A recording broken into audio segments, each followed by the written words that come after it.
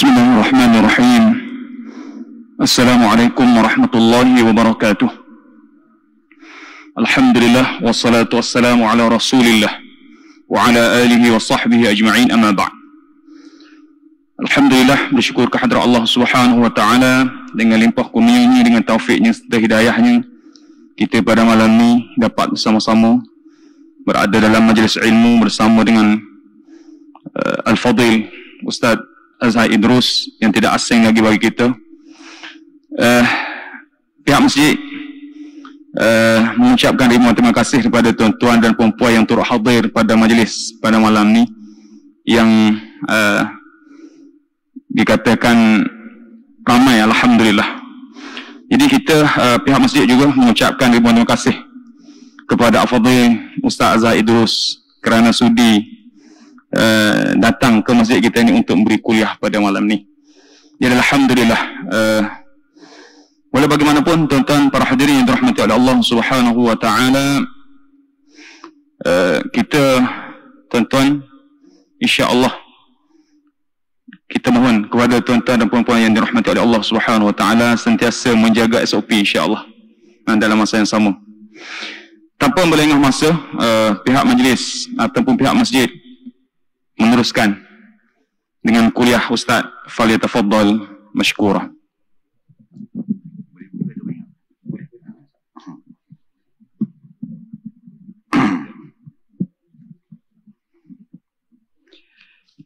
Assalamualaikum warahmatullahi wabarakatuh.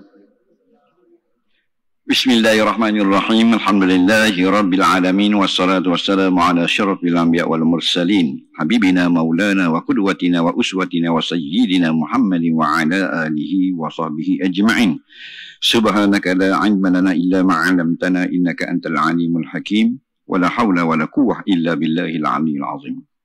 Yang kita muliakan saudara pengurusi majlis kita pada malam ini yang sebentar tadi memberikan kata aluan, yang kita kasihi seluruh saf kepimpinan ahli jawatan kuasa Masjid Wilayah Kuala Lumpur, para imam, para bilal, hadirin hadirat tetamu Allah semua, kita panjatkan syukur banyak-banyak kepada Allah SWT dengan limpah dan kurnia kita dapat berkumpul pada malam ini di dalam masjid yang begini indah dalam sesi majlis ilmu. Mudah-mudahan berkumpulnya kita pada malam ini menarik rahmat dan barakah daripada sisi Allah. Semoga apa yang kita lakukan ini sedikit sebanyak terhitung sebagai amal saleh yang akan memberi kebaikan kepada kita dalam kehidupan kita di dunia, insya-Allah menjadi keuntungan bagi kita pada hari kita akan dibawa bertemu dengan Allah di Yaumul Mahsyar nanti, insya-Allah. Jadi macam biasa untuk Kuala Lumpur, kita akan dengar dulu kitab Anak Kunci Syurga. Mudah-mudahan kita dapat syurga Allah, dan kemudian daripada itu kita akan jawab soalan macam biasa. Qala al-muallif rahimahullahu ta'ala wa nafa'na wa iyyakum bi'ulumihi fid dharain amin ya rabbal alamin. Kata pengarang rahimahullahu ta'ala, dan setengah daripada sifat mazmumah kasih akan kemegahan, kerana firman Allah Ta'ala, tilka darul akhiratu naj'aluha lilladzina la yuriduna 'uluwan fil ardi wala fasada. Artinya, itu negeri akhirat menjadikan oleh kami akan akhirat bagi mereka yang tiada menghendaki mereka itu akan ketinggian di atas muka bumi dan tiada akan kebinasaan. Maka setengah daripada ketinggian itu ialah kemegahan. Baik. Allah jadikan manusia ini pro dan kontra pada segala perkara yang dihadapi. Kita lahir ke dunia ini, kita akan sama ada baik atau tidak baik. Lahir je tu sihat ke atau tidak sihat, dia ada lawang dia. Kemudian pula bila kita besar, kita sekolah, berjaya atau tidak berjaya, dia mesti ada pro dan kontra. Itu semua itu kehidupan dunia. Kita tak boleh lari dah. Sebab tu orang dia nak lari, dia nak semua berjaya, semua molek, tak boleh. Itu dunia. Dunia mesti pro kontra. Apa yang kita suka, apa yang kita tak suka. Yang kita suka senang, yang kita tak suka susah. Yang kita suka untung, yang kita tak suka rugi. Yang kita suka sehat, yang kita tak suka sakit. Begitulah bersilih berganti daripada lahir sampai meninggal dunia. Maka dalam kehidupan dunia ini ada dua jenis alam yang kita bawa sebenarnya, iaitu zahiriyah dan batiniyah. Zahir kita dan dalaman hati kita. Dua-dua ni penting. Yang Nabi sebut dalam satu hadis, innallaha la yanzuru ila suwarikum wala ila ajsamikum walakin yanzuru ila qulubikum wa a'malikum atau kama qala. Selalu kita dengar asatizah sebut, tutup guru sebut, Allah Ta'ala tidak melihat akan rupa paras kamu, luaran kamu, zahir kamu, tapi Allah melihat batin kamu, iaitu hatimu dan amalanmu. Hadis ini kena faham betul-betul. Ramai orang salah faham. Dia kata Allah tak tengok zahir. Itu salah. Ulama-ulama mensyarahkan hadis ini, maksudnya Allah melihat dua-dua. Jangan kamu lupa. Maksudnya Allah melihat dua, zahir dan batin. Kerana ramai orang duduk sangka Allah hanya lihat zahir sahaja. Yang sebenar Allah lihat zahir dan batin. Jadi sebab tu zahir kita berwuduk, batin kita khusyuk. Kalau berwuduk tak ada khusyuk, tak ada apa-apa kok. Kalau khusyuk tapi sembahyang tak ambil wuduk, la yaqbalullahu salata ahadikum idza ahdasa hatta yatawadda, kata Nabi. Kalau kamu berhadas, mu sembahyang lagu mana pun Allah tak terima. Walau khusyuk, walaupun baca surah Al-Baqarah, kalah Syekh Sudai. Mutarik panjang mengalahkan Syekh Mahmud Al-Khusyairi. Sedakmu lagi. Tak ambil wudu. La yaqbalullah, Allah tak terima. Jadi maksud hadis tu, Allah bukan saja melihat zahir kamu, Allah juga melihat dalaman kamu, iaitu batin kamu. Jadi dua-dua ini syariat dan hakikat berjalan selari. Maka penyakit manusia ada dua. Satu penyakit zahir. Penyakit zahir ni lemah jantung, kecil manis, buah pinggang. Dan ni yang paling ramai COVID. Betul tak? Ramai mati tak? Kita hidup. Kita ni hidup ke mati? Hidup. Betul tak? Ramai tak mati. Ada yang hilang saudara, hilang kawan, hilang member, yang kawan lama. Ada yang 10 tahun tak jumpa, dengar-dengar meninggal. Ada yang berapa balik kampung baru ni tengok tak ada, ada kubur saja dah. COVID punya pasal. Tapi kita hidup, betul tak? Bila orang lain mati, kita hidup. Adakah kita belum lagi cukup masanya untuk bersyukur kepada Allah? Itu penyakit luaran. Siapa yang ada penyakit zahir, ada kecil manis, ada sakit jantung, ada buah pinggang, ada macam-macam lah, dia tidak akan diazab di akhirat nanti. Dan kalau dia sabar dengan sakit tu, setiap rasa sakit dan setiap masa sebelum lagi sembuh, Allah ampunkan dosa. Gugurnya dosa kita bila sakit seperti gugurnya daun daripada pokok, Nabi kata. Sekali mari angin, 2-3 lah gugur. Sekali itu je. Tak lagi pukul 10 ada angin pula, luruh pula 20 lah lagi. Atas hari kita sakit, tak tahu banyak mana dosa kita yang luruh. Sebab apa? Sebab sakit. Dan tidak ada di hari akhirat nanti beratur panjang di depan pintu neraka. Kata malaikat, apa sebab ni ramai sangat nak masuk neraka? Buah pinggang dulu tak boleh. Ni pula ramai sangat nak masuk neraka, apa sebab? Kecil manis. Tidak, itu bukan penyakit yang Allah akan azab di akhirat. Allah beri sakit itu di dalam dunia sebagai ujian. Linabluwakum ayyukum ahsanu amala, supaya kami dapat tunjuk kepada kamu sebagai bukti mana yang terbaik. Bukan bila kita kena kecil manis, alhamdulillah kecil manis, baik boh. Bukan begitu. Maksudnya kita redha dengan ketentuan Allah, kerana kita sebagai hamba dia menetapkan segala kejadian.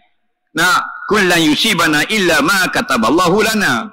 Katakan tidak akan berlaku, hari ini aku dapat sakit ini, tak akan dapat, melainkan Allah telah tulis kena kepada aku pada hari ini. Itu akidah kita. Maka balasannya syurga. Tapi satu lagi penyakit batin. Penyakit yang ni, yang dalam kitab-kitab tasawuf, kitab akhlak, dikata dalam bab sifatul mazmumah, sifat-sifat yang dicela syarak. Penyakit ni siapa kena wajib berobat di dalam dunia. Dan berobat dia lebih mudah dari penyakit zahir. Kalau buah pinggang, kena masuk mesin hemodialisis. Ada yang seminggu 2 kali, ada yang seminggu 3 kali cuci darah. Sekali cuci darah 300 ada, 500 ada. Tak? Susah tak? Tetapi penyakit dalaman, penyakit batin, penyakit sifat mazmumah, riak, ujub, takabur, hasad dengki, cinta dunia, kasih kepada kemegahan dan seumpamanya, cukup mudah nak berobat. Lagu mana? Dengan taubat saja. Nak berhenti bersikap begitu, bertaubat kepada Allah. Tak kena bayar seseng pun di hospital mana-mana. Selama ni kita semayang riak menunjuk-nunjuk. Aku nak berhenti dah daripada riak mulai hari ini. Aku menyesal, aku takut padamu ya Allah. InsyaAllah kamu akan ikhlas. Dan tidak ada resik mari daripada mana-mana company claim taubat kamu. Percuma. Nampak? Orang Indonesia panggil gratis. Tak kena bayar. Tapi yang percuma ni kita tak boleh.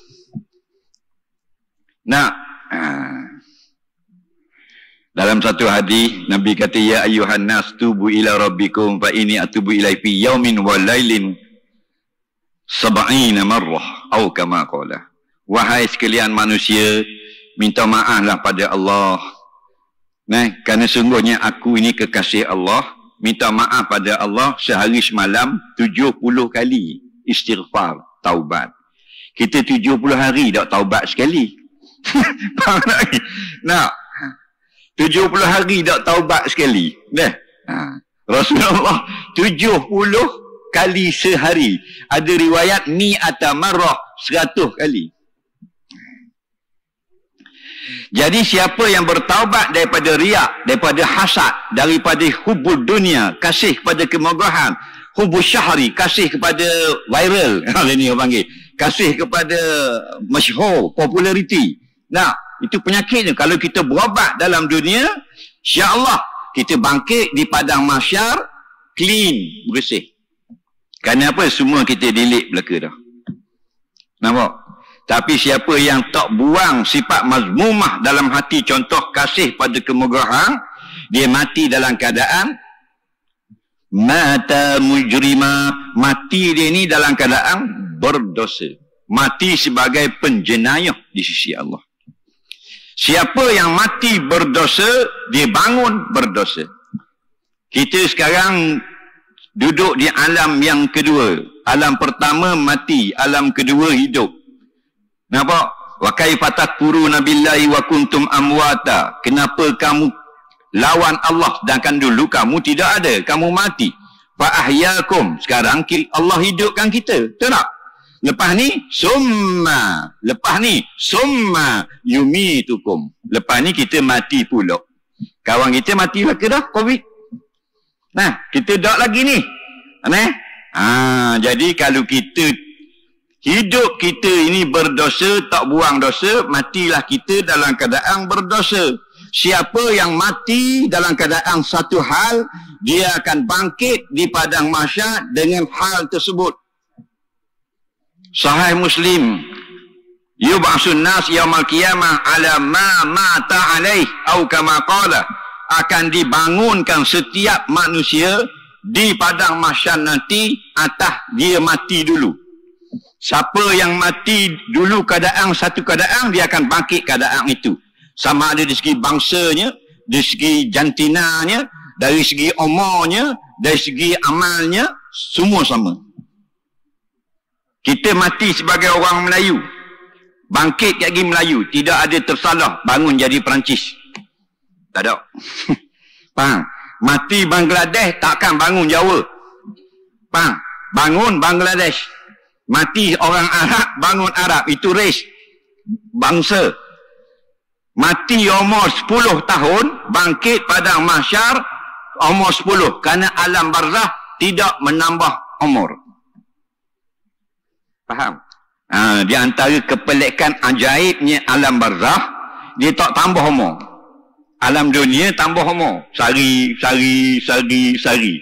Ni kita 2 tahun pakai topeng. Betul tak? 2 tahun pakai topeng dah. Buka baru ni sekejap tengok Allah. Tua dah aku. Kena tambah 2 tahun lagi, meninggal dunia lah kita dalam topeng ni. Tak? Tapi mu mati sehari ke duduk di alam barzah atau sejuta tahun, tidak bertambah. Siapa mati umur 10 tahun, bangkit pada mahsyar umur 10. Siapa mati umur 60 tahun, bangkit di padang mahsyar umur 60 tahun. Dan kalau dia mati umur sehari di dunia, sehari meninggal beranak, mati umur sehari. Bangkit umur sehari. Faham lagi? Dan kalau masa dia mati hari itu, dia ahli Quran, dia bangkit ahli Quran, dia tak akan jadi ahli nombor ekor. Dia mati sebagai ahli zikir, maka bangun sebagai ahli zikir. Satu hari laki-laki dalam ihram, dalam ihram, faham lah, dia jatuh huta, mati. Maka Nabi kata, jangan kamu tutup kepala dia, dan jangan kamu letak minyak wangi. Kerana orang dalam ihram laki-laki tak boleh tutup kepala, dan tak boleh pakai minyak wangi sebelum tahallul. Faham lagi?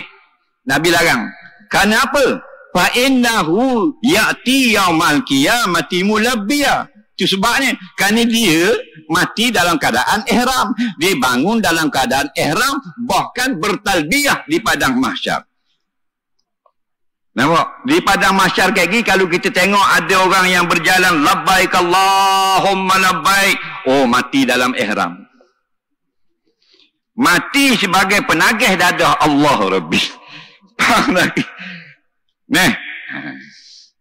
Dalam kitab Al-Kabair, Imam Zahabi riwayat hadis, apa yang melalaikan kita masa kita hidup, benda tu digantung di leher kita bila bangkit di hari kiamat.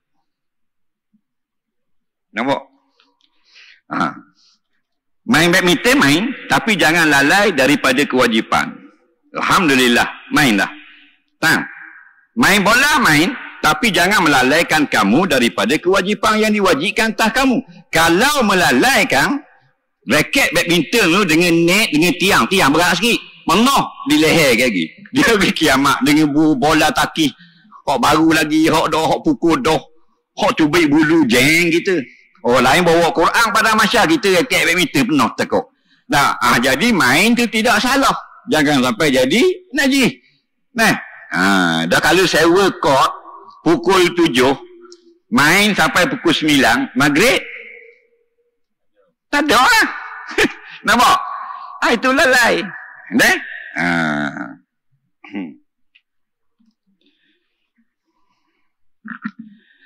Maka siapa yang tidak sempat bertaubat daripada sifat-sifat mazmumah di dalam hati, dia bawa sifat itu di padang mahsyar nanti. Siapa yang tidak sempat bertaubat daripada dosanya ketika di dunia, di akhirat dia bangun bawa dosa. Cuma di akhirat nanti, alhamdulillah, bagi yang tak sempat taubat, ada 2-3 lagi peluang untuk terlepas daripada dosa, untuk bersih. Peluang yang pertama, walaupun dia bangun di padang mahsyar dalam keadaan berdosa, Allah berikan keampunan. Alhamdulillah. Banyak mana pun Allah ampunkan dosa, melainkan syirik. Tapi bukan semua orang. Liman yasha, bagi orang yang Tuhan kehendak. Nampak? Baik, kata ulama, terlepas peluang yang pertama, tak dapat keampunan Allah, diumumkan sepolan bin sepolan daripada Kuala Lumpur masuk teng-teng neraka. Sudah dia 2 je tempat masuk. Hari akhirat diumum tak? Kan umum. Hari akhirat tu, sebab tu kita kena lulus SPM. Sijil padang mahsyar. Tahu tak? SPM, Jabat Pendidikan tak ada masalah. Ramai mana yang tak PAH SPM sekarang hidup mewah. Dan yang PAH universiti sekarang dapat 3,000 je kerja. Tapi yang goreng, mi goreng, jual baju bandel, saya tanya baru ni, 15,000 sebulan. Kata sekolah sampai tingkatan 3. Faham lagi? ABC lepas pada Q tak ingat. Itu SPM dunia, tak ada masalah. Tapi CJ padang mahsyar, siapa yang tak lulus, go to hell. Kalau cakap orang putih lah, nak Ustaz sembang boleh lah. Mana dalil? Oh, ni kalau mengajar minta dalil. Kalau zaman kita mengaji dulu minta dalil untuk guru sepanah hidup, tak dai. Faham tak? Minta dalil dengan guru masa belajar, biadab dia panggil. Betul tak? Pergi mana-mana universiti pun. Wa amma man utiya kitabahu wara'a zahrih fasawfa yad'u subura wa yasla sa'ira. Siapa yang tidak lulus, apabila menerima sijil pada hari kiamat, dia akan mendapat sijil itu daripada pihak belakang. Ada riwayat hadis daripada kiri. Ulama jelaskan makna tangan kiri, ditebuk dadanya, menembusi tulang, diterik tangan kiri, keluar kok belakang, ambil sijil, tanda gagal. Fasawfa yad'u subura. Dia akan berkata, celaka aku pada hari ini. Sebab apa? Wayasla sa'ira. Sekejap lagi akan dihumban ke dalam api. Betul tak? CJ padang mahsyar. SPM. Baik, kalau diumumkan masuk neraka, masih ada 2 peluang. Sebut dalam kitab Bukhari, kitab Muslim, Sahih Ibn Hibban, kitab Ibn Khuzaimah, Musnad Dailami. Umat orang mukmin yang telah diumumkan masuk neraka, jika Nabi beri syafaat, tidak jadi masuk. Sahih dengan ijma' ulama. Faham? Umum dah masuk neraka. Tapi Nabi beri syafaat, tidak jadi masuk syurga. Itu peluang yang kedua. Tak dapat juga syafaat, tak dapat peluang kedua. Ada lagi peluang ketiga. Iaitu oleh kerana tidak dapat keampunan, tak dapat syafaat, maka dimasukkan dalam neraka dan dibakar sehingga tanggal dosa, kemudian bersih, barulah masuk dalam syurga. Siapa nak peluang ketiga ni? Nampak? Faham lagi? Kerana apa? Kerana neraka bukan untuk orang Islam. Allah buat neraka untuk orang kafir. Fattakun naral lati waquduhan nasu wal hijarah. Maka hendaklah kamu semua takut kepada neraka yang unggunnya itu adalah berhala-berhala dan manusia. Jadi unggung api. Uiddat lil kafirin, kami sediakan neraka ini untuk orang yang kufur kepada Allah. Jadi orang mukmin masuk apa sebab? Bukan tempat dia. Dibakar untuk tanggalkan dosa saja. Bukan kerana nak azab. Kerana itu dalam hadis-hadis sahih, Allah haramkan muka orang mukmin yang masuk neraka dari disentuh api. Jadi orang mukmin yang dibakar dalam neraka, muka tak kena. Nak tak kita? Bakar tubuh saja muka tak kena. Tambuh juga, aku tambuh muka tak tahulah mu nak. Sebab api ni, api. Jangan main-main dengan api, Dan ada hadis yang sahih. Orang yang terakhir keluar daripada neraka, last sekali, tak ada dah. Kerana Nabi kata lepas laki-laki ni keluar, pintu neraka dikunci. Dia yang last sekali keluar. keluar dalam keadaan merangkak dan tubuh hitam macam arang. Nampak? Kerana apa? Kerana dalam hatinya ada la ilaha illallah. Cuma tak beramal. Siang malam joget disko TikTok. Joget disko TikTok. Faham lagi? Orang duduk kuliah di TikTok. Faham lagi? Tak ada amal. Tapi ada kalimah. Ini yang disebut dalam kitab Bukhari.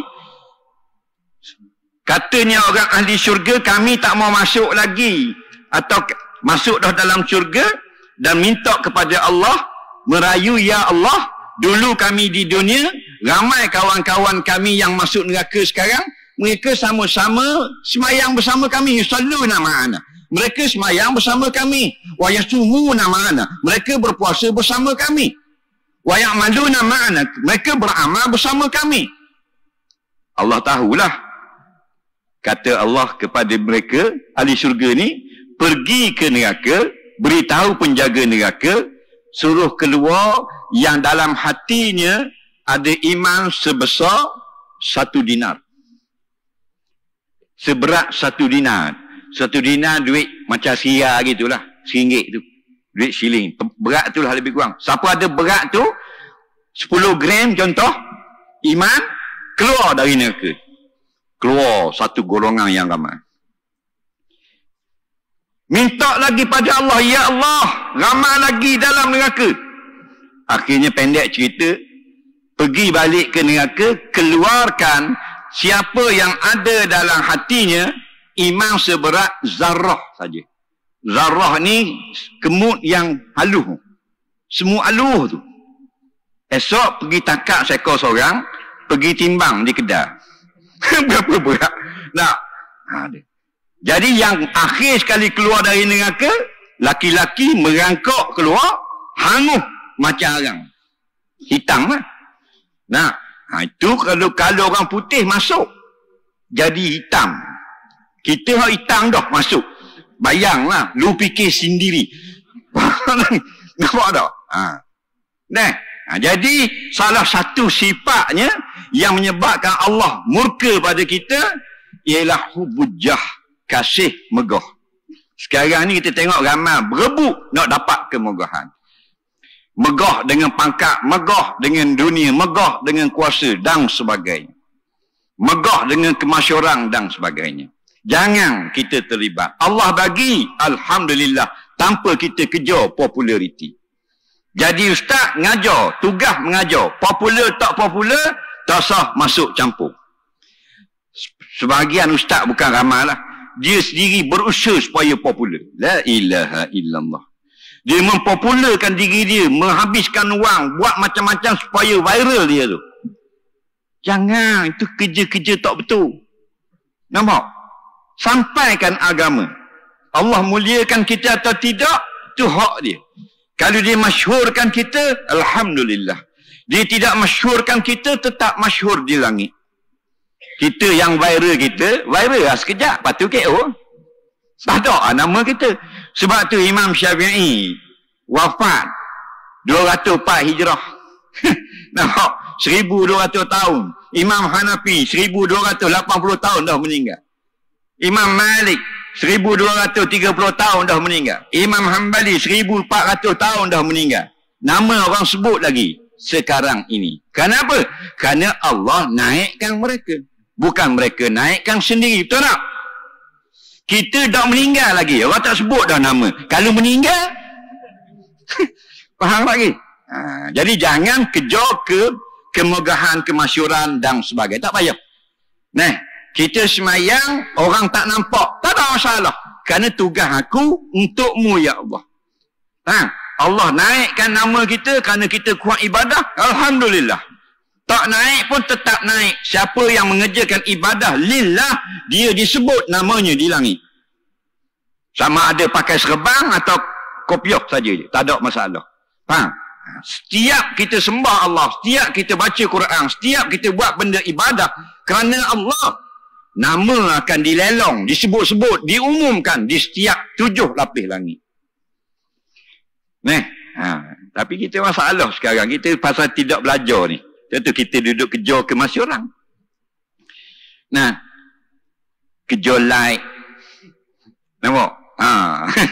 Lepas tu dia post hadis dia tengok berapa like dapat. Oh, 10 like okey dah. Tapi kalau dapat 2 like, 3 like, tak berapa nak post dah. Dia post pula tazkirah dalam grup WhatsApp. Dah ramai orang. Oh, terima kasih. Oh. Tapi kalau dia post seminggu dah, 20 hadis dah, tazkirah dah, tak ada seorang pun kata terima kasih. Benda dia nak buat? Left group. Pasal apa? Pasal dia kejar dunia. Dia nak kemasyhuran. Faham lagi? Nabi Nuh AS berdakwah sehingga 450 tahun baru dapat satu umat. Lama mana? 450 tahun baru dapat satu. Itu okey lagi. Dalam surah Yasin, satu orang Nabi dihantar ke sebuah negeri untuk berdakwah. Dapat satu saja. Tu pun bila Allah tambah lagi 2. Jadi 3. Fa'azzadna bisalisin. Kami tambah jadi 3 Nabi. 3 Nabi sebuah negeri. Dapat seorang je pengikut. 3 Nabi, 1 follower. Nampak tak? Tu pun bila dapat tahu orang kampung, dipijak sampai keluar tahi. Mati terus kawan tu. Betul tak? Ini surah Yasin. Kita jadi ustaz 10 follower nak marah kat orang. Aku mengajar 2 tahun 10 follower. Oh, palah perah aku. Mu tak tengok surat Yasin? 3 Nabi 1 follower. Betul tak? Buat kerana Allah. Allah masyhurkan di dunia, alhamdulillah. Allah tak masyhurkan, tetap masyhur di akhirat. Jangan gila like. Jangan kejar kemasyhuran. Tak ada apa tu. Benda barang tu barang tinggal belaka. Nah. Jangan buat-buat. Dia kadang-kadang Facebook ni kan. Tahajud. Dia tulis tu. Oh, semalam kuat peti dalam pukul 3 lebih gitu. Dia buat status. Bergegar atas rumah saya peti.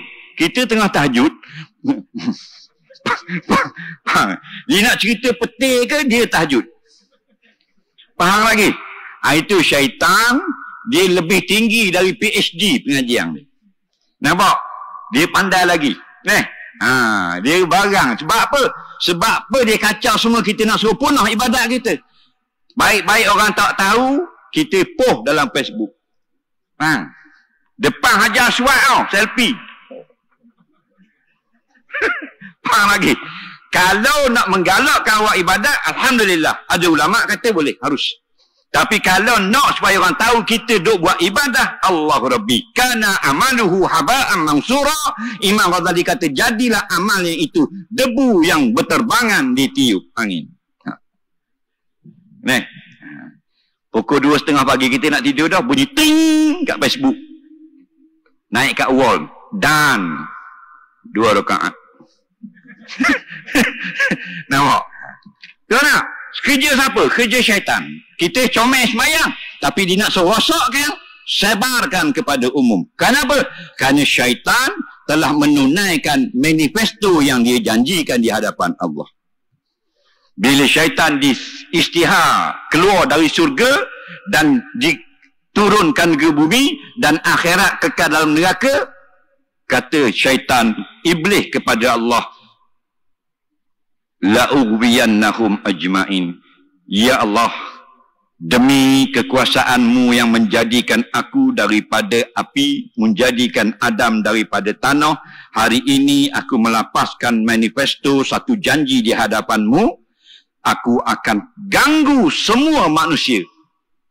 Semua akan aku sesatkan. Yang tak semayang, yang semayang, yang tak baca Quran, yang baca Quran, yang tak beramal, yang beramal, aku ganggu semua. Illa ibadaka minhumul mukhlasin. Yang aku tak dapat ganggu, hamba-hambamu yang ikhlas. Nampak? Itu kena jaga-jaga. Jadi, jangan kejar kemasyhuran. Kerana tilka darul akhirah, dalam ayat yang kita dengar pada kitab tadi, negeri akhirat maksudnya syurga, yang kita nak, semua bangsa nak syurga, naj'aluha, kami jadikan syurga itu lillazina, bagi orang-orang yang la yuridu, mereka tidak hendak uluang fil ardi, tak mau nampak hebat di dalam dunia. Kalau hebat bukan dia yang nak, Allah yang bagi, tapi tidak mengejar hebat, tidak mengejar kemegahan. Kalau ada dalam diri kita, buang liquid paper bagi bersih, kerana sifat itu menghalang kita dari dapat syurga Allah. Kita beri laluan kepada muazzin untuk melaungkan azan. Kita sambung selepas azan. Alhamdulillah.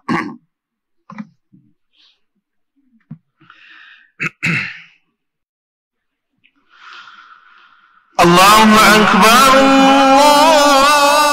Allahu Akbar, Allahu Akbar, Allahu Akbar. Allahu Akbar,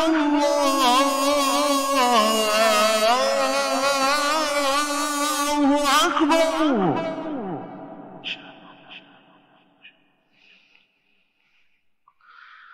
Asyhadu an la ilaha illallah.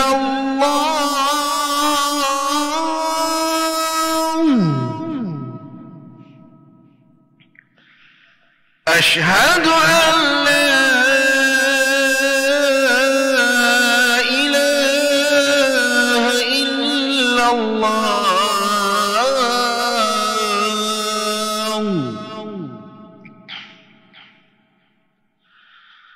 أشهد أن محمدا رسول الله.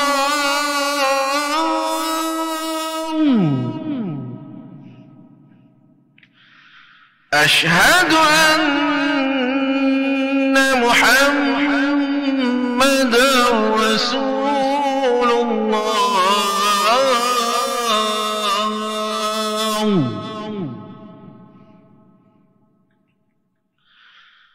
حي على الصلاة.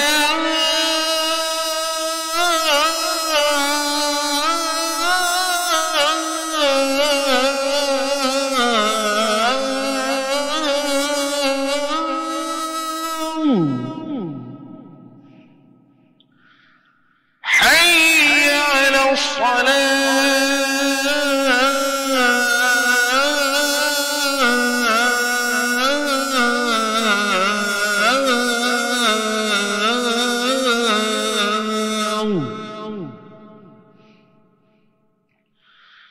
حي على الفلاح.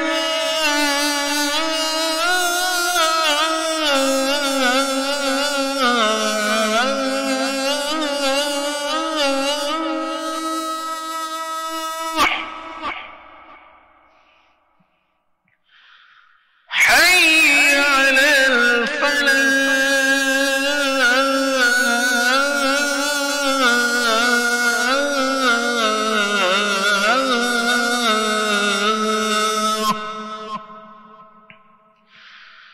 الله أكبر،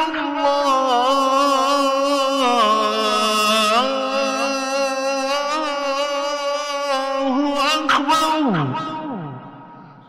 لا إله إلا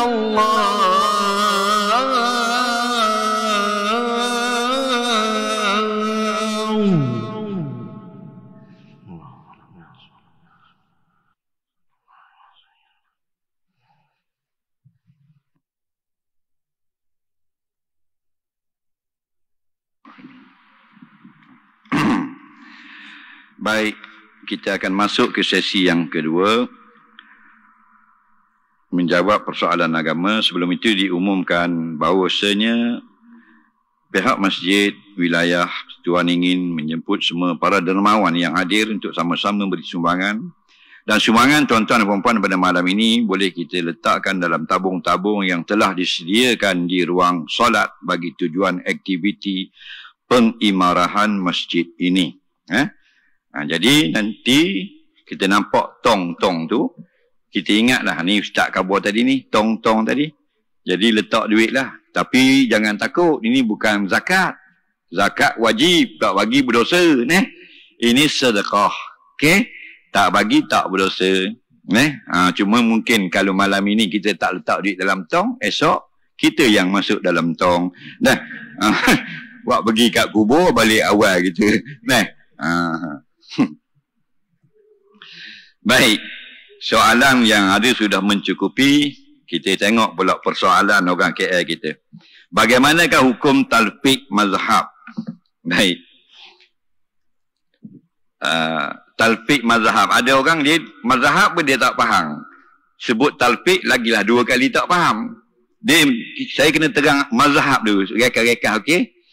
Ada orang kata zaman Nabi tidak ada mazhab. Kenapa sekarang kita ikut mazhab? Tak payah ikutlah sebab zaman Nabi tak ada mazhab. Itu orang jahil cakap lagu tu. Kalau dia belajar agama, dia tak akan cakap lagu tu. Zaman Nabi ni kena faham. Tidak ada kaul sahabat. Dia mazhab ni, kalau ada orang kata mazhab ni bid'ah, mereka sudah membid'ahkan sahabat Nabi. Kerana mazhab ni sebenarnya zaman sahabat. Tapi kita orang awam yang kita tahu mazhab ni Syafi'i, Maliki, Hanafi, Hanbali. Kerana kita mengaji buku kecil-kecil. Fardu Ain. Cuba kita tengok kitab besar-besar. Kitab Fathul Bari, kitab Umdatul Qari, kitab apa benda ni, Mughni, Ibnu Qudamah dan sebagainya. Bahawasanya mazhab ini bahasa sahabat. Sebab tu ada mazhab Aisyah, mazhab Ibnu Mas'ud. Ada mazhab Umar bin Al-Khattab, ada mazhab Abdullah bin Umar. Tapi kita tak pernah dengar pun, Ustaz. Malam ni baru dengar. Memanglah. Mu tengok Raja Lawak, mana dia sebut? Faham? Cuba mendalami ilmu fiqh. Cuma yang popularnya ialah 4 mazhab. Apa makna mazhab? Iaitu pandangan-pandangan yang diberikan oleh ulama selepas zaman Nabi SAW. Kenapa mereka beri pandangan? Kerana tidak ada kepastian hukum. Contoh kalau sekarang kita jual beli dengan tong. Tahu tak tong? Kita pergi kat tong, kita tengok kopi O, Americano, Indiano, macam-macam. Kopi latte. Okey, latte RM2. Letak RM2, keluar kopi latte 1 cawan. Jual beli dengan tong tu, ada tak dalam hadis? Saya sebut. Tak ada. Itu perlukan pandangan ulama. Faham? Bila ulama beri pandangan, apa tujuan? Untuk memudahkan umat melakukan amal. Jadi bila pandangan ulama, kadang-kadang pandangan mereka sama. Jadilah satu benda yang kemuafakatan, sepakat. Dan kadang-kadang pandangan mereka berbeza. Jadilah pandangan yang berlainan. Itu je. Jadi wajib kita kena ikut pandangan ulama. Faham lagi? Jadi talfiq mazhab ini ialah orang yang ikut suka hati dia, ikut mana-mana ulama untuk membuat mudah beribadat. Nak ambil mudah saja. Jadi benda ini dilarang oleh ulama. Dr. Wahbah Zuhaili sebut dalam kitab Usul Fiqh Islami. Hukumnya haram. Kerana buat mudah-mudah. Ni tak apalah, aku malas nak ambil ni, aku ikut Hanafi. Sampai ni aku malas nak buat, aku ikut Maliki. Sampai time baca tayat, aku malas nak buat, aku ikut Hanbali. Jadi akhirnya bermalah-malah dalam beramal. Itu dilarang. Campur aduk yang merosokkan ibadah. Faham lagi? Soalan seterusnya. Apakah maksud tidak boleh memisahkan agama dengan dunia? Contoh, kita nak jual beli. Kita nak jual beli duit kita. Kita nak beli barang tu akan jadi barang kita. Adakah kita nak pergi kedai mana-mana kena tengok hadis? Nak pergi pavilion ke Sogo? Ada hadiah? Tak ada. Faham?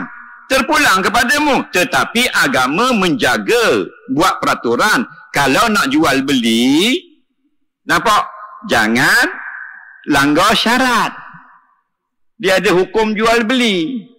Wa ahallallahu al-bai'a wa harrama riba. Allah halalkan jual beli, Allah haramkan makan cara riba, keuntungan yang tidak betul. Itu maksudnya dalam nak berjual beli dunia, jangan pisahkan hukum akhirat, itu hukum agama. Contoh. Kita beli kereta Mercedes. Nah, lapu kepek baru tu. Faham lagi? Depan jari macam J. Beri 300,000 balik Syria. 299 harga. Dah apalah duit kita. Faham lagi? Tapi bila kita naik kereta yang duit kita beli 300,000, dunia jangan pisah dengan akhirat. Apa akhirat? Jangan kamu berjalan ke mana-mana maraha, sombong. Faham lagi? Wala tamshi bil ardi maraha. Dan mu dapat Mercedes, dapat Volvo, dapat BMW, Aston Martin, Bentley, okey, halal duitmu, tapi wala tamshi fil ardi maraha. Jangan kamu pergi ke mana-mana dalam keadaan belagak dan sombong. Itu akhirat. Barulah jadi comel. Dunia kita ada Bentley tapi tidak sombong. Faham lagi? Itu maksudnya. Kita bukan Bentley, baru pakai Honda, tak kenal orang tu. Faham lagi? Dah, baru pakai Honda City, tak pergi masjid dah. Kalau pakai Ferrari, langgar terus tu imam. Faham lagi? Tapi bukan masjid wilayah lah, langgar dah. Masjid negara. Jadi faham jangan pisahkan dunia akhirat, itu maksudnya. Persoalan berkenaan talak. Andai kata ada perasaan marah pada isteri lalu terdetik dalam hati talakkan isteri, apakah hukumnya? Kedua, kalau marah sangat sampai cakap seorang-seorang talakkan isteri, jatuh talak atau tidak? Terima kasih. Baik. Soalan yang ketiga, keempat berkenaan talak. Okey, dia nak marah sangat, dia pun lapaskan cerai dalam hati. Jatuh atau tidak? Tidak jatuh. Tidak jatuh. Dia bahkan kalau dilapas di mulut pun, kalau lapas yang tidak sempurna, tidak jatuh. Sebab nak menceraikan, meleraikan ikatan nikah, perlukan lapas yang cukup kuat. Aku telah cerai akan kamu. Itu baru jatuh. Aku telah talak akan kamu. Itu baru jatuh. Aku telah pisahkan kamu dari, aku telah berpisah dengan kamu pada perkahwinan ini. Itu baru jatuh. Kenapa? Kerana kita diikat dengan kuat. Satu wali, dua saksi, ada ijab dan qabul. Macam kita pakai kasut, kita ikat. Ini tali jantan, tali betina. Laki-laki, perempuan, ikat. Ikat tu, bahasa Melayu, Arab panggil akdun, simpul. Akdun nikahin, akad nikah. Dia tidak akan tercabut dengan sembarangan. Mesti tarikan yang kuat juga untuk terbuka. Jadi kalau anak kita berlari daripada 8 pagi 10 sampai tengah hari pun, payah tercabut talinya. Faham lagi? Padahal ikat bukan mati. Nampak? Itulah akad nikah. Mesti dengan lapas yang kuat. Aku cerai, tidak jatuh. Aku akan cerai kamu, tidak jatuh. Aku cerai, aku cerai, aku cerai, aku cerai, aku cerai, aku cerai. Tidak jatuh juga. Nampak? Tak sempurna, tak cukup lapas, tak jatuh. Dalam hati lagilah tak jatuh. Aku ceraikan, tidak jatuh. Nampak? Dia yang jatuh madhi, fi'il madhi, aku telah ceraikan akan kamu, dan hal, aku sedang menceraikan kamu. Kalau fi'il madhi makna mustakbal, aku akan. Tidak jatuh. Buatlah lagi, aku akan ceraikan kamu, tak jatuh. Faham lagi? Kemudian pula dia marah sangat, dia cakap seorang-seorang cerai isteri, jatuh atau tidak? Dia cakap seorang-seorang, dia nak marah sangat, dia pun lapas cerai. Tengok lapas, lagu mana lapas? Ada lapas tak jatuh. Tapi bila kita jahil tak tahu, kita ingat jatuh. Kita pula kadang-kadang tak tahu, kita dah lapas yang tak jatuh. Kita pergi tanya kawan kita kata jatuh. Kawanmu tu mufti mana? Dia tak mufti, dia kerja pasal mozek je. Dia kata kawan-kawan kita 3 orang dia kata jatuh. Kawan-kawan tu ustaz mana? Tak, dia friend dalam Facebook je. Tengok. Ini semua orang main Instagram, main TikTok, main Facebook nak mengeluarkan hukum. Sedangkan takrif hukum pun dia tak tahu. Nah, ini masalah. Hati-hati. Jadi kalau lapah itu cukup, jatuh. Walaupun cakap seorang-seorang. Contoh dia kata, gerang, kalau begini aku telah ceraikan akan isteriku 1 talak. Jatuh. Complete set. Nah, aku nak cerai ke tidak? Itu tak jatuh. Kita dalam musim COVID, mati pagi. Lepas itu ambil sampel COVID. Tunggu keputusan pukul 6 petang. Doktor bagi pilihan, urus secara COVID atau tunggu keputusan. Adik-beradik bincang nak urus secara COVID. Dan lepas selesai, keputusan COVID negatif. Soalan, bolehkah orang perempuan ikut hantar jenazah ke kubur?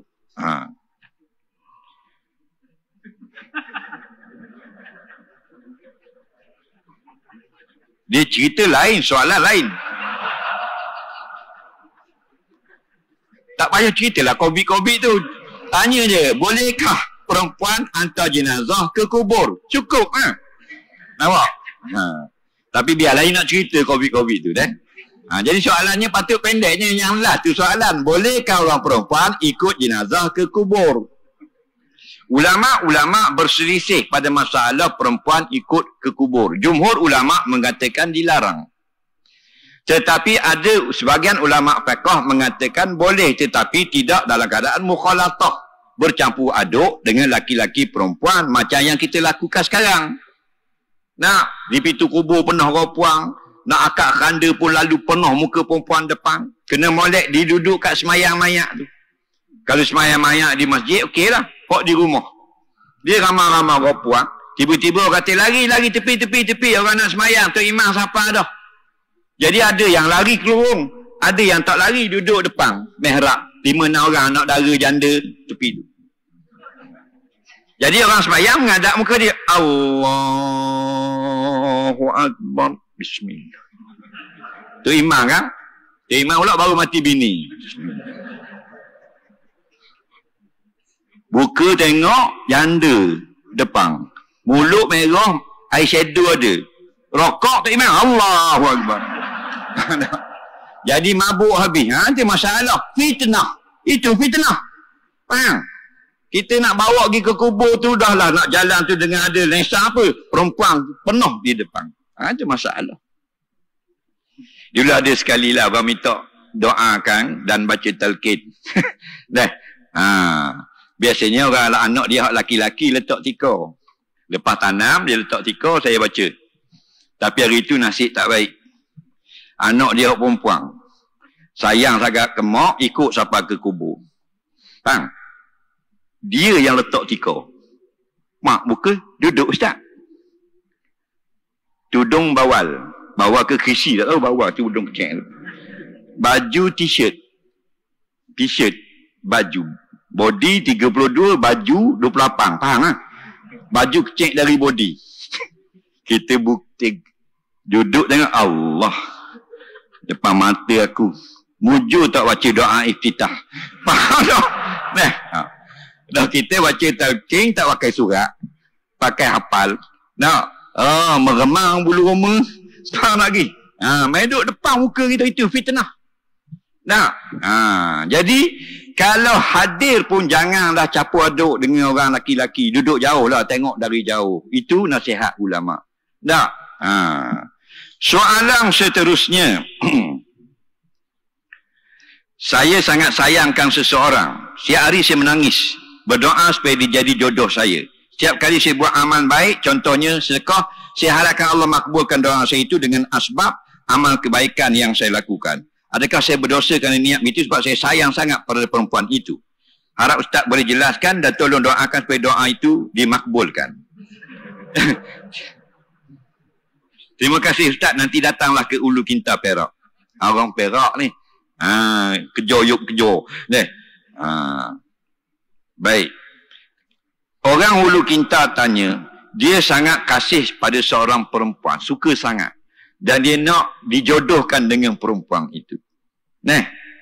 Jadi setiap kali dia sedekah, dia niat dalam hatinya ikhlas sedekah ni kerana-Mu ya Allah, makbulkan doa itu. Dia begini. Doalah apa saja yang baik, semuanya harus. yang baik. Doa ada banyak jenis. Doa Nabi, doa sahabat. Doa Nabi panggil doa maksur, panggil juga. Doa yang datang dalam hadis. Okey? Doa sahabat, doa salafus salih. Nabi tak baca, sahabat tak baca, tapi salah baca. Doa wali Allah, doa yang ditulis ulama-ulama, doa tu imam masjid wilayah, mereka sendiri. Semua tu boleh baca belaka. Faham lagi? Cuma kita ikut pandangan ulama, doa paling afdal doa daripada Nabi sallallahu alaihi wasallam, bukan doa orang lain haram. Doa terbaik hak Nabi. Jadi kalau kita suka pada orang perempuan, kita nak jadikan pasangan hidup, adakah salah pada syarak? Tidak. Maka silakan berdoa. Ada salah. Dunia boleh minta, akhirat boleh minta. Ud'uni astajib lakum. Mintalah, aku akan perkenan. Cuma jangan kita ini ikut konsep doa tanpa usaha. Kerja tidak berdoa minta nasi. Konsep kita ini tawakal, ikhtiar dan berserah pada Allah. Termasuk dalam serah itu berdoa. Jadi seorang laki-laki mengadu kepada Nabi, ya Rasulullah, saya sukalah perempuan ni. Tapi dia tak kabur ke perempuan tu. Nabi kata, lah, apa kabur ke aku? Kabur ke perempuan tu. Pergi kepada dia, jumpa depan-depan. Assalamualaikum, saya Sikipulan bin Sipulan ingin mengambil saudari sebagai isteri saya. Jika saudari tidak tidak ada pasangan, tidak ada bertunang dan sebagainya, ini nombor telefon saya. Saudari miss call saja, ibu bapa saya akan datang ke rumah meminang cara adat orang kita. Assalamualaikum, balik. Itu cara yang terbaik. Betul tak? Itu konsep Islam mudah.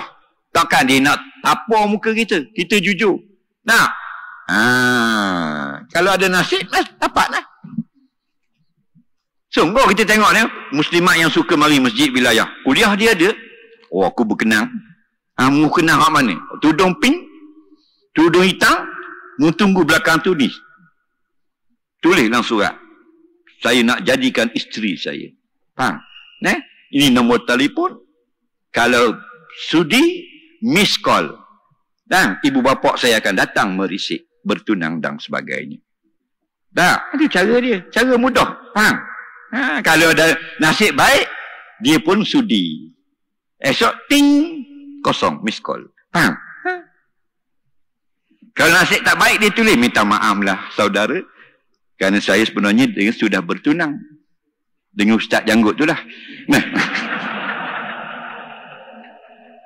Dan lagi nak celoh. Faham lagi? Jadi kalau kita saja duduk berdoa nak kahwin dengan dia orang lain masuk meminang, habislah kita. Faham? Pinanglah. Islam mudah. Pinang ni makna menyatakan hasrat mengambil sebagai isteri. Itu pinang dalam Islam. Adapun ikut adat, nantilah. Kalau awak suka, rombongan beradat datang ke rumah. Faham? Itu nombor 2. Tapi lah kita doakan agar awak dijodohkan dengan perempuan ini. Amin ya rabbal alamin. Ada dalam video Ustaz mengatakan satu golongan itu bodoh daripada haiwan. Boleh ke kata orang bodoh dari haiwan? Dia tak puas hati. Jawabnya boleh. Sebab yang kata tu Allah. Faham? Wahum kal an'am. Mereka itu seperti binatang. Ayat Quran ke apa tu? Ayat Quran. Bukan saya ambil daripada komik Ana, Omar dan Hana. Faham lagi? Wahum kal an'am. Mereka ini seperti binatang. Kalau orang mengaji balaghah, dia ada musyabbah bih. Faham? Ada adatu tashbih. Itu kalam tashbih dia panggil. Allah menyerupakan manusia ini seperti haiwan. Kenapa? Mereka ada akal tapi tak guna. Ada mata tak melihat. Ada telinga buat-buat tak dengar. Faham? Jadi kalau Allah, tapi Allah menyerupakan di sini bukan pada kebodohan. balhum adal, wajah syabahnya dalalah. Bahkan mereka lebih sesat dari hayawan. Nampak? Soalan seterusnya. Saya berkahwin 2016, masih belum dikurniakan zuriat. Apa perlu saya lakukan? Tiap kali saya solat mesti ada selit doa. Tolong doakan untuk saya. Dia 2016 kahwin, sekarang 2021 belum dapat zuriat. InsyaAllah. Kita kuat harapan kita, ada zuriat Allah bagi. Dan kalau kita putus asa, aku memang tak dapat dah. Kata Allah dalam hadis qudsi, ana inda zanni abdi bi. Aku mengikut sangkaan hamba-Ku kepadaku. Jika mu sangka tak dapat anak, aku tak mau bagi, aku pun tak mau bagi. Faham lagi? Jadi kuatlah sangkaan dalam hati kita, Allah akan bagi. Dan tok guru kita pesanlah, bukan wajib, bernazar kepada Allah. Ya Allah, kurniakanlah aku zuriat. Aku akan bagi, kalau dapat zuriat, aku sumbangkan RM10,000 kepada rumah anak yatim ni, atau pondok ni dan sebagainya. Faham lagi? InsyaAllah. Dan 2-3 minggu lepas, seorang kawan bagi kenalan. Saya tak kenal, tapi kenal kawan dia.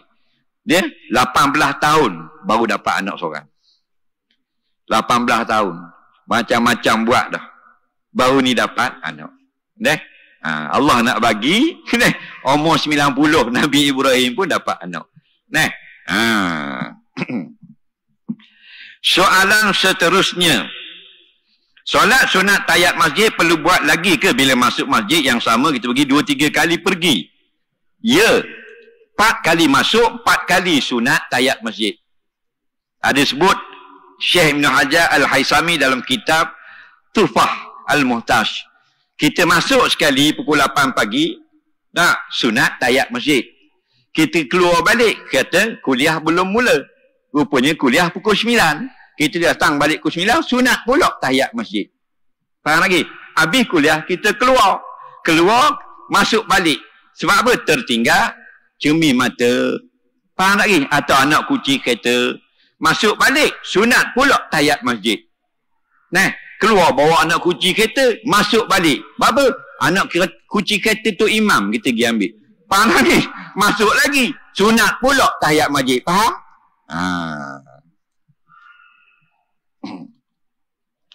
Solat witir harian malam, baca doa kunut atau tidak? Baca doa kunut ialah pada solat witir Ramadan. Okey? Soalan seterusnya. Kedudukan anak luar nikah dari segi pesaka macam mana dan nasab? Anak luar nikah itu dinasabkan kepada ibunya. Orang tanya Rasulullah SAW, kalau dapat anak luar nikah yang tak bernikah, berlakukan hubungan tanpa nikah, macam mana? Nabi kata, al-waladu lil firash. Anak itu adalah keturunan maknya. Nampak? Dr. Abdul Karim Zaidan sebut dalam kitab Al-Mufassal fi Ahkami Mar'ah. Segala keturunan daripada pandangan-pandangan ulama yang kuat ikut mak. Mana dia keturunan mak, bin mak dia. Mak dia adalah mak betul dia, tok tu tok betul dia. Dengan ayah tak kena. Dan dia makan pesaka mak dia makan pesaka dia. Mana kalau mak dia meninggal, yang luar nikah mak yang melahirkan dia itulah, dia dapat faraid. Dan kalau dia anak yang meninggal dulu, mak dapat faraid 1/6. Soalan seterusnya. Apakah hukum heraukan panggilan ibu semasa solat fardu? Bagus. Dengar baik-baik. Pandangan jumhur ulama, inilah pandangan yang muktamad. Apabila kita sembahyang sunat, ibu kita panggil, maka boleh kita berhenti dan sahut panggilan ibu. Ya, ada apa? Benda mak. Batal sembahyang dan sembahyang semula. Adapun sembahyang fardu tidak boleh. Melainkan Nabi panggil. Kalau kita hidup di zaman Nabi, Nabi panggil. kena berhenti semayang, pergi kat Nabi. Kerana seorang sahabat ditegur oleh Nabi, kenapa tidak datang aku panggil tadi? Kata sahabat, aku tengah semayang. Kata Nabi, oh semayang, kamu tidak dengarkah ayat Quran? Hendaklah kamu tunaikan panggilan Allah dan Rasul. Mana kena berhenti, kata ulama. Faham? Kata pun semayang sunat, boleh berhenti kalau ibu bapa panggil. Dan kalau tak panggil pun tidak berdosa kita berhenti. Satu saja amalan sunat haram berhenti sebelum selesai, iaitu haji dan umrah. Haji dan umrah lagi tak selesai, haram berhenti tanpa sebab. Walaupun haji sunat. Contoh haji pertama dia pergi dah, hak fardu. Tahun ni pergi lagi, haji sunat. Wajib kena selesai. Lain pada haji dan umrah, semua amalan sunat selesaikan. Makruh berhenti tanpa sebab. Soalan seterusnya, bagaimana solat di atas kenderaan? Contoh atas kapal terbang. Negara mana waktu kita kena ikut? Malaysia ke Mekah? Boleh jamak kosong tak atas kenderaan? Apakah perlu kita ganti solat tadi jika sudah sampai ke destinasi? Baik, kita naik kapal terbang nak pergi Mekah. Daripada KLA ke Mekah. Maka waktu mana kita nak ikut? Baik, kalau contoh semayang itu semayang apa? Semayang maghrib. Awak duduk di mana? Duduk dalam kapal terbang. Okey, terbang tak lagi? Tak lagi. Ada di airport. Baru start enjin. Enjin tak panas lagi. Kita pun pergi kat surau mayang. Ikut waktu mana? Waktu Kuala Lumpur lah. Pasal awak duduk di Kuala Lumpur. Jangan tengok tiket. Tiket KL Mekah. Kita ikut Mekah dah. Bukan ikut tiket. Ikut kita ada di mana sekarang. Itu okey lah Ustaz. Tapi kita dah terbang dah. Kita terbang dah. Antara KL ke Mekah 8 jam. Duduk di lautan Hindi. Waktu maghrib. Nak tengok, nak ikut KL ke Mekah. Ini lautan Hindi. Bawah Diego Garcia pulau. Lagi. Mana nak ikut? Jawabnya jangan ikut KL.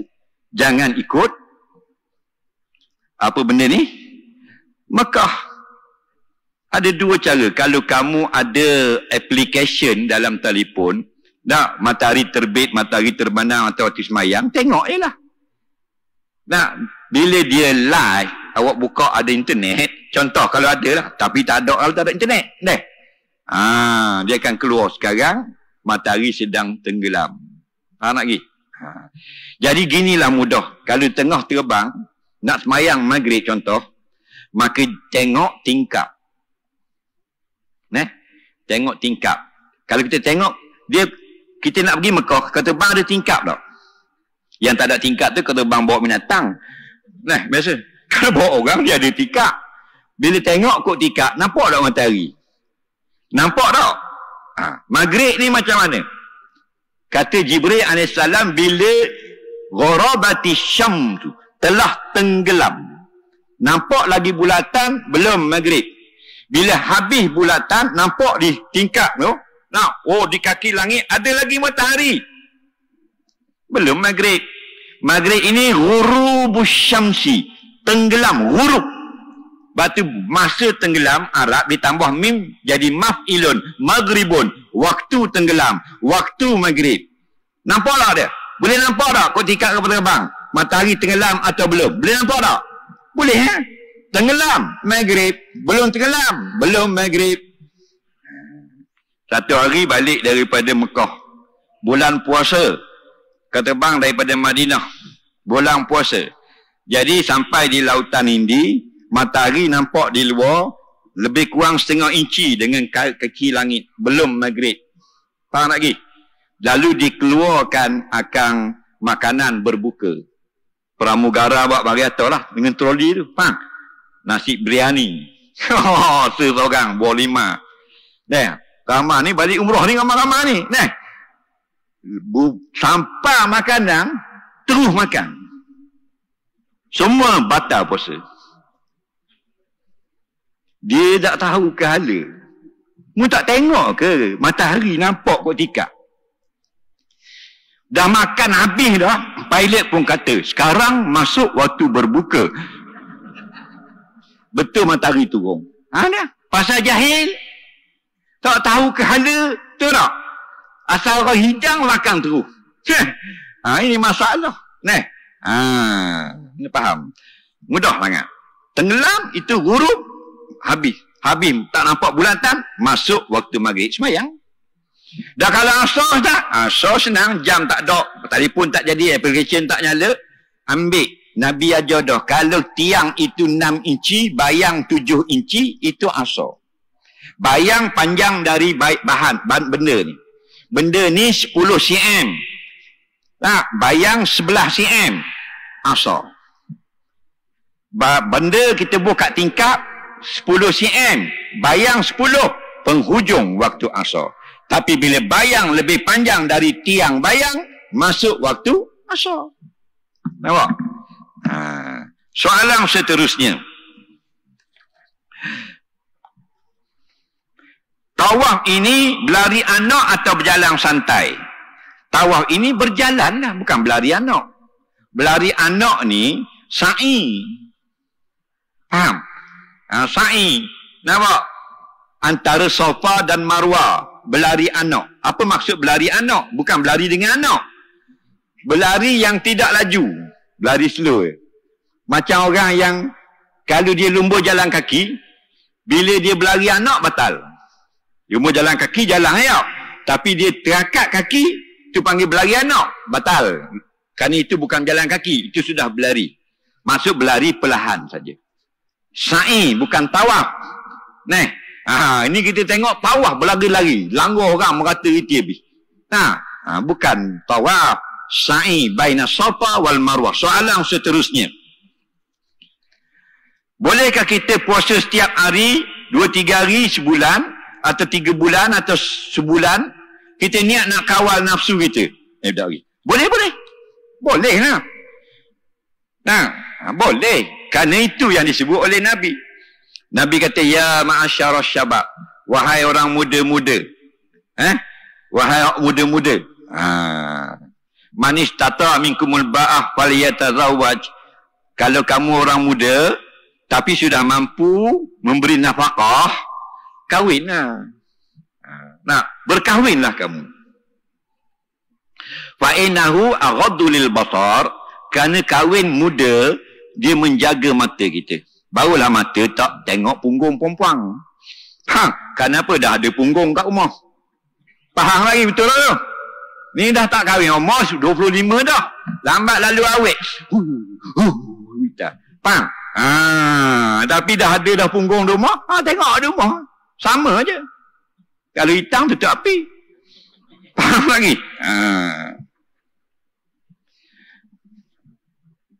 Wa ahsanu lil farji, dan lebih menjaga bagi kemaluan. Itu nafsu dah tu. Jadi berpuasa, itu dah setengah. Bahkan akhirnya sekali, kalau kamu tidak mampu nak berkahwin, alaikum bisyam. Kamu amalkan dengan berpuasa. Tak boleh nak kahwin lagi, tak ada duit lagi. Berpuasa. Kenapa? Kata ulama, berpuasa ini ada 2. Walaupun kamu tak kahwin, berpuasa itu boleh menjaga mata, menjaga kemaluan. Batu kita niat berpuasa untuk mengawal nafsu kita. Kerana nafsu kita ni kalau tak dikawal, derhaka kepada Allah. Boleh niat lagu tu. Soalan seterusnya. Cara jawab salam yang betul. Yang mana betul? Waalaikumsalam atau wa'alaikumussalam. Dua-dua betul. Nampak? Jadi kalau kita baca wasal, lebih fusahah. Wa'alaikumussalam. Wa'alaikum assalam. Kita baca wasal. Wa'alaikum dihidupkan kum jadi kumussalam. Yang salahnya mu'alaikum. Tu salah. Assalamualaikum. DJ radio jawab, Waalaikumsalam. Mana ada mu Terengganu. Nah, bukan mu, wa alaikum. Nah, soalan seterusnya.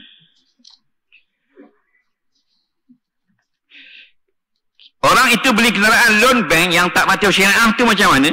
Gini, kita nak beli kereta 100,000. Kita tak ada duit 100,000 cash. Faham? Jadi kita pinjam dengan bank 100,000. Bila dapat 100,000, kita bayar kepada kereta. Faham lagi? Tetapi bila kita pinjam dengan bank, bank kata boleh nak pinjam 100, bayar 130. Itu riba. Kullu qardin yajuru nafa'a fahuwa riba. Setiap beri hutang untuk menarik keuntungan dari orang yang berhutang, itulah riba namanya. Faham lagi? Soalan seterusnya, sikit lagi. Menyentuh najis itu membatalkan wudu. Sebab saya ada dengar kawan saya kata tidak batal wudu. Jika tidak, bagaimana pula dengan najis mughallazah? Mohon penjelasan. Kawan dia kata, kalau kita ada wudu, kita sentuh najis, batal wudu. Tak batal wudu, kawan dia kata. Saya kata batal wudu.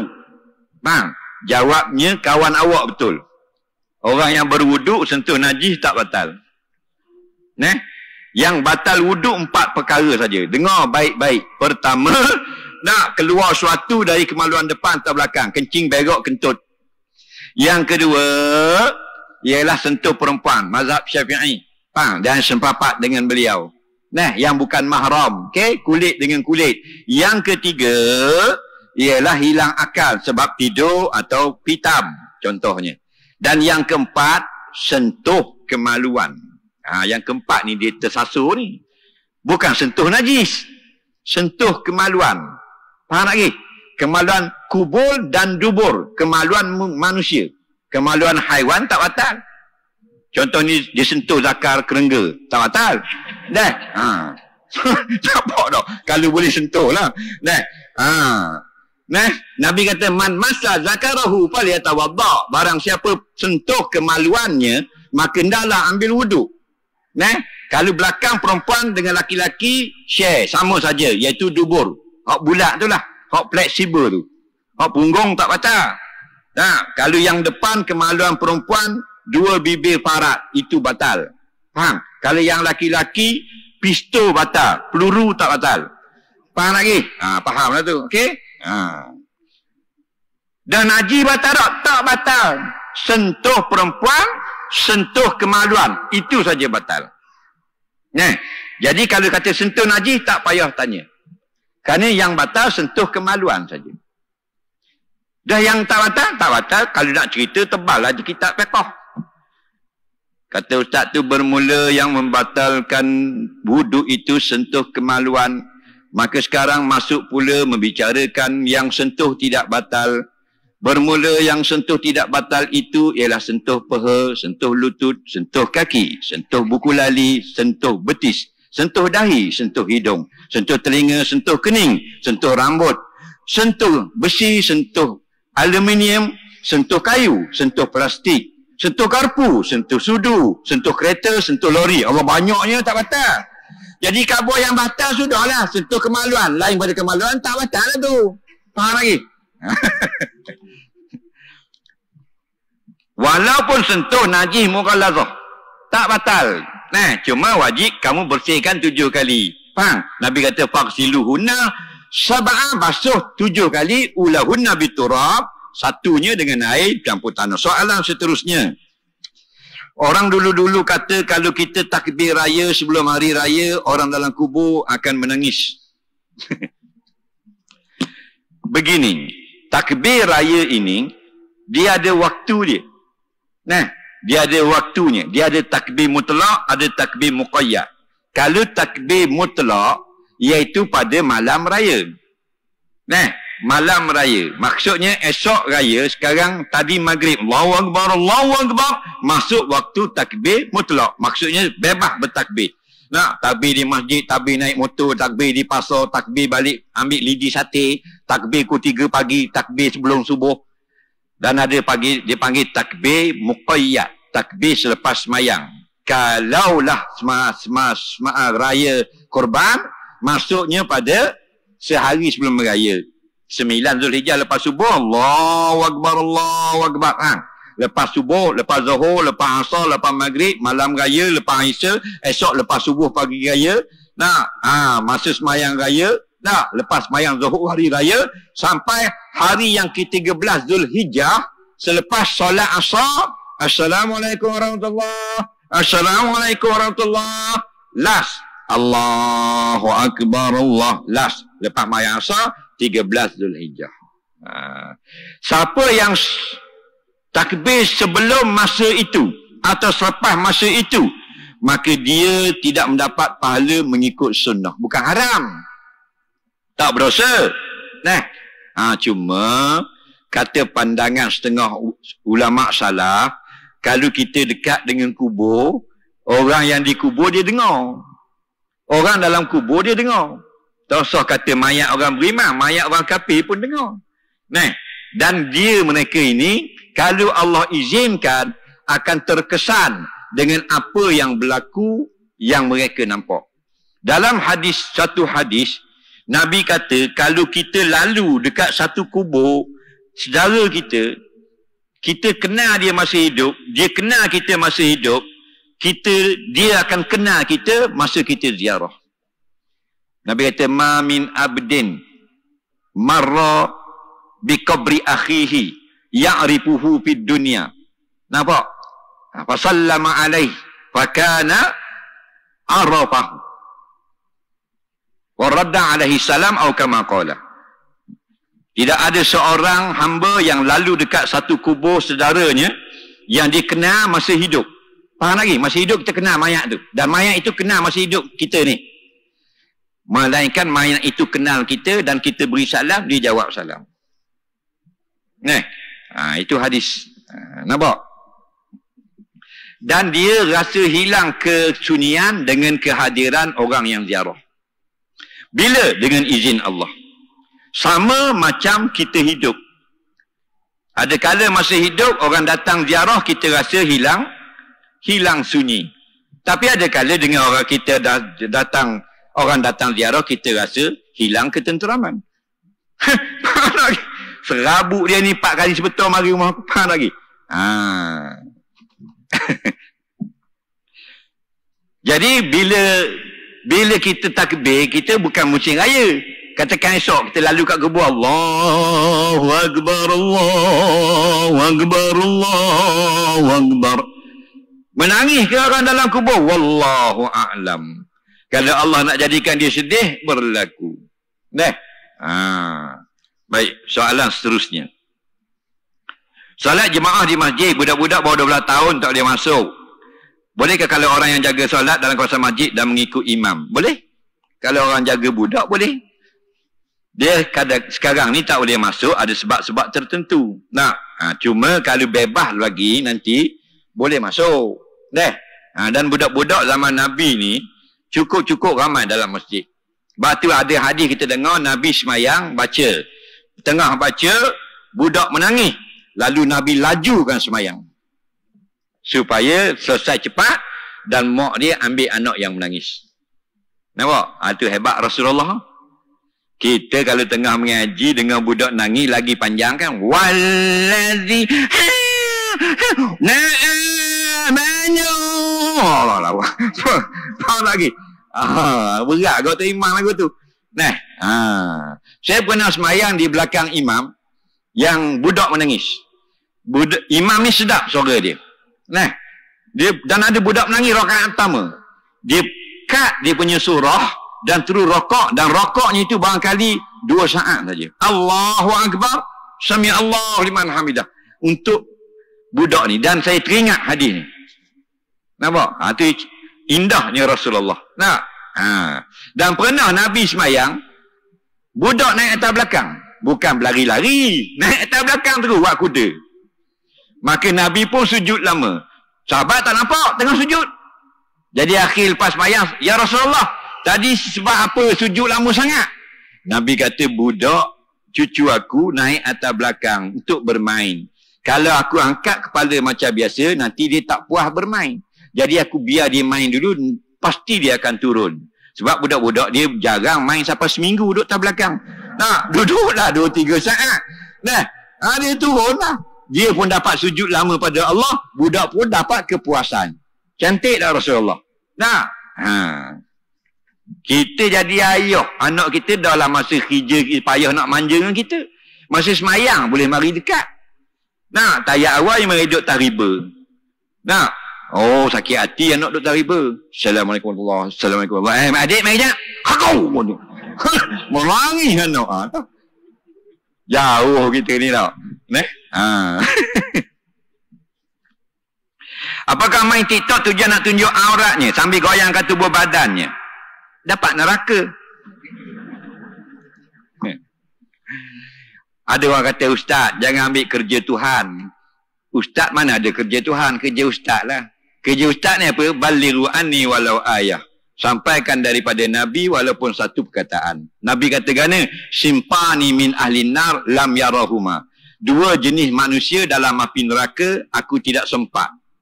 Yang kedua Nabi sebut, nisaun kasiyatun ariyatun ma'ilatun mumilatun. Ru'usuhunna ka'asnimatil bukhti. Perempuan yang pakai baju tapi dedah aurat. Nampak? Menggayakan sehingga memandang-mandang kepada lelaki, lelaki terpandang-pandang melihat dia. Tak sama TikTok. Nah, dengan baju ketatnya, buat gayanya, goyang dadanya, goyang punggung, berjoget dan sebagainya.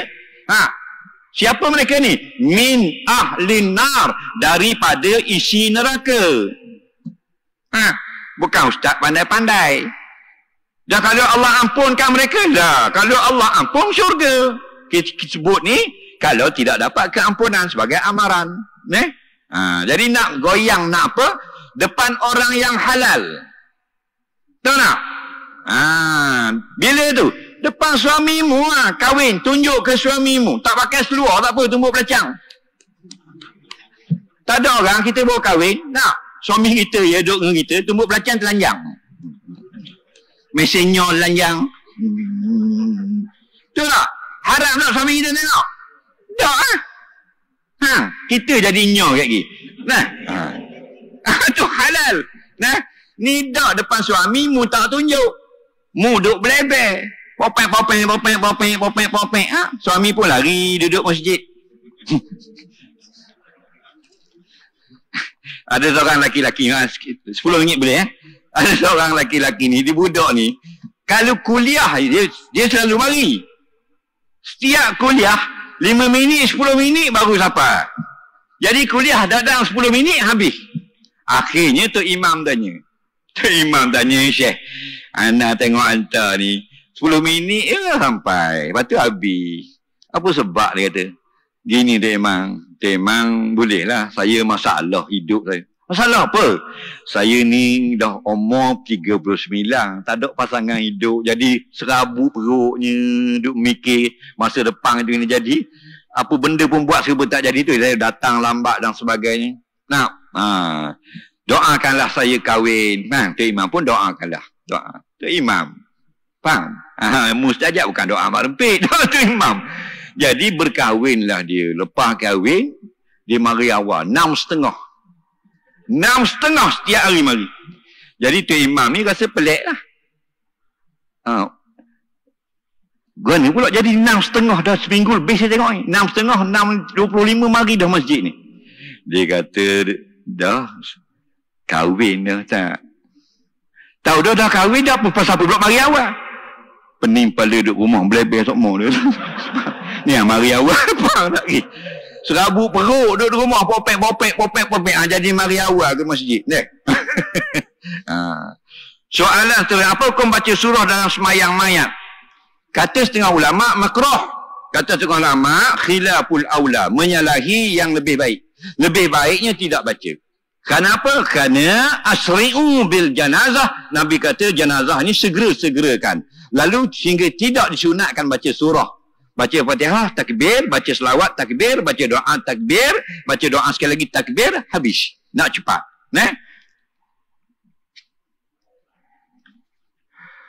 Apakah ilmu tasawuf? Tasawuf ni ilmu akhlak, membaikkan hati supaya kita tidak jadi jahat hati kita. Sebab itulah syariat kita ni comel. Kita semayang, kita puasa, kita zakat, kita haji. Tapi tasawuf tak ada. Jadi sombong, jadi angkuh, jadi besar kepala dan sebagainya. Jadi rosak kita. Dengan tasawuf, amalan kita itu jadi bersih. Soalan seterusnya yang keempat sebelum akhir. Bolehkah kita melakukan solat jamak takdim tanpa qasar? Jawabnya boleh. Jamak tidak ada kaitan dengan qasar. Siapa nak jamak tanpa qasar, silakan. Siapa nak qasar tanpa jamak pun boleh. Contoh, dia nak pergi Terengganu. Sampai waktu zuhur, dia nak semayang zuhur jamak 4 rakaat dan dia nak jamak asar 2 rakaat boleh. Atau dia nak semayang jamak dua-dua tu 2 rakaat pun boleh. Atau nak semayang asar saja 2, asar saja 4, zuhur nak buat 2, boleh juga. Atau sampai masa zuhur, semayang zuhur saja tak jamak, sekarang asar saja tak jamak.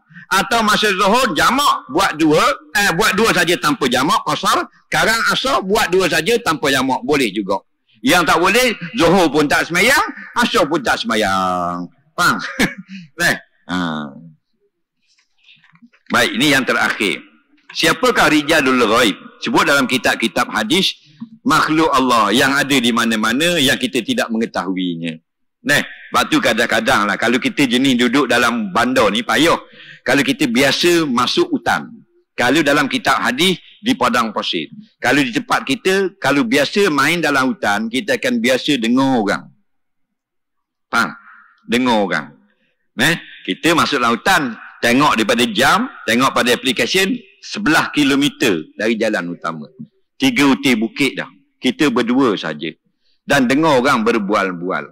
Dengar orang berzikir dan sebagainya.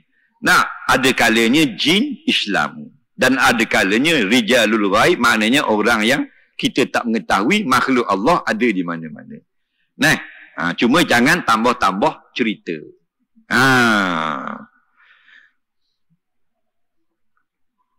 Mengapa setengah kes orang hilang di Malaysia tidak dapat dijumpai seperti kes Ajak? Ajak mana pula? Itu bukan soal jawab agama. Itu kena tanya polis lah. Orang hilang tak jumpa pun tanya ustaz bodoh. Lainlah aku boyfriend Sajat. Kita tak nak kenal pun. Itu tanya polis, tanya keluarga dia pergi mana. Mengapa Nabi Isa atau Dajjal menggunakan perkataan Al-Masih?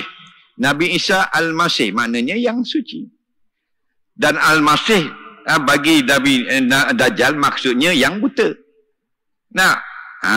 Jadi perkataan Arab ini banyak makna sama macam perkataan Melayu. Kalau Doroba saja, Dorbon tu. Dorbon dalam syarah Alfiyah, Dorbon tu 36 makna. Ada banyak makna. Bahasa Arab itu. Betulkah dakwaan setengah pihak mengatakan Imam Mahdi telah ada? Di mana dia? Ni susah belaka nak jawab ni. Ustaz mari nak ngajar mu tanya mana Imam Mahdi. Dak ke berat menanang mu ni. Dengar baik-baik. Kisah-kisah akhir zaman bukan untuk kita korek cari di mana location. Tapi untuk kita imani dan kita bersiap dengan mantapkan akidah, banyakkan amal soleh. Di mana saja Imam Mahdi akan keluar, kita akan bersama. Bila sekarang kita benar akidah kita dan molek amal kita. Di mana saja kamu berada, kalau kamu akidah tidak benar, kamu tidak cintakan Islam, kamu tak heran halal haram, di mana saja Imam Mahdi keluar, kamu tidak akan bersama. Kita ni duk sibuk ambil hadis-hadis, kemudian tafsir sendiri. Berlaku kiamat dulu 2024. Dulu 2012. 2024 pula. Kegi 2087. Faham? Tak ada orang tahu kiamat melainkan satu saja. Harinya hari Jumaat. Tak berlaku kiamat la taqumu sa'ah illa fi yaumil Jumaah. Kita pergi target pula. Dengan kurang begini, dengan timbangan begini, 2088. Buang masa belakang ni. Jadi melawak, jadi menipu dan sebagainya. Faham? Kita tak tahu la ya'lamul ghaiba illallah. Tarikh sebenar itu ghaib. Yang tahu hanya Allah. Imam Mahdi dia akan memimpin umat Islam untuk mengalahkan Yahudi laknatullah. dan menjadi pemerintah yang sangat adil. Cukup setakat itu. Supaya kita pemerintah yang ada sekarang nak ingin adil seperti Imam Mahdi. Nah, sebagai penggalak, sebagai penggemar. Nah, zaman tu budak-budak bermain dengan ular tedung. Ni sahih. Budak main ular dan kambing dijaga oleh harimau. Rimau jaga kambing. Kambing makan rupuk, rimau jaga. Budak boleh main dengan ular. King Cobra. Orang putih ni kalau ular, dia ada nama King depan. Mana ular tu makan ular lain. Jenis ular makan ular, nama dia mesti ada King depan. Macam Ivy, dia makan ular. Nah. Yang paling biasa sekali lah dalam dunia tu hang buat tedung sela. Orang putih panggil King Cobra. Kalau tedung sendu orang India main, tu dak bak tu. Faham? Kalau tedung sela, nak 5 minit je. 5 minit tak ada vaksin, malam tahlil. Kalau tak 3 malam, 7 malam. Faham lagi? Tu hebatnya. Tak? Tapi oleh kerana adilnya Imam Mahdi nak dengan rakyat jelata, berkat itu singgah kepada haiwan-haiwan yang ganah jadi baik. Tengoklah. Macam Sayyidina Umar. Sayyidina Umar dia lalu lorong tu. Dia lalu tak mau lah. Favorite dia lorong tu. Syaitan kata aku tak lalu lorong ni. Tu tak?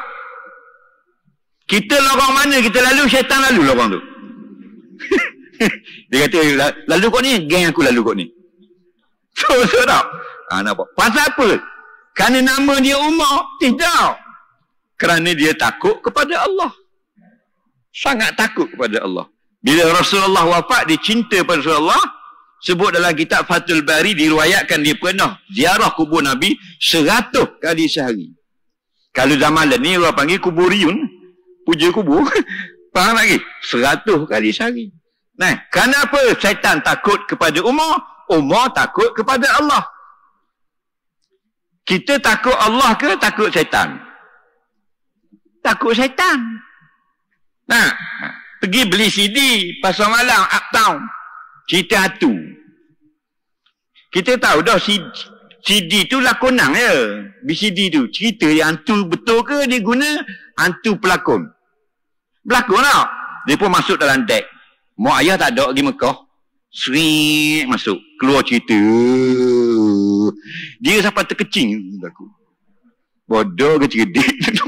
Nampak? Dia yang beli hantu tu 5 riyal. Dia takut pula ke hantu tu. Kalau kerana kita tak takut Allah, maka semua haiwan binatang tak takut kita. Mudah-mudahan kalau tidak banyak, kita dapat sedikit ilmu pada malam ini. Terima kasih kepada semua pihak, Imam Bilal, Jawatan Kuasa Masjid, kerana mengizinkan kita pada malam ini berada dalam majlis ilmu dengan di bawah bumbung masjid yang begitu hebat. Mudah-mudahan kita dapat peluang pada kali yang lain. Allah manfa'na bima 'allamtana, allimna bima yanfa'una, rabbana zidna ilma, rabbana atina fid dunya hasanah fil akhirati hasanah wa qina adzabannar. Wa sallallahu sayyidina Muhammadin wa ala alihi wa sahbihi wasallam. Walhamdulillahirabbil alamin. Assalamualaikum warahmatullahi wabarakatuh.